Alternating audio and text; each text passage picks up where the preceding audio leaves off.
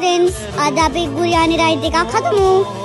මේ තමයි ingredients: cucumber, onion, tomato, chili, coriander leaf. ඊළඟට yogurt එක උගුත් ගන්න. දැන් yogurt එක bowl එකට දාගන්න. Next, cucumber, tomato, onion add කරන්න. Salt, pepper උත් add කරන්න. දැන් හොඳට mix කරන්න. pepper දැම්මම ගොඩාක් yummy.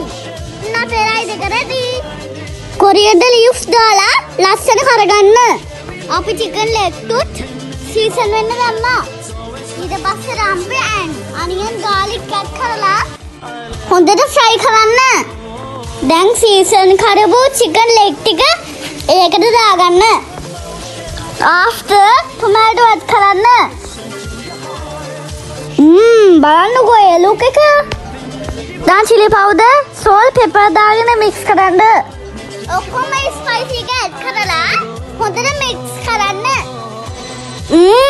සූදානම් මරු. ඔයාලට කන්න හිතෙනව නේද? එනවා නේද? හොඳට fry වෙනවා.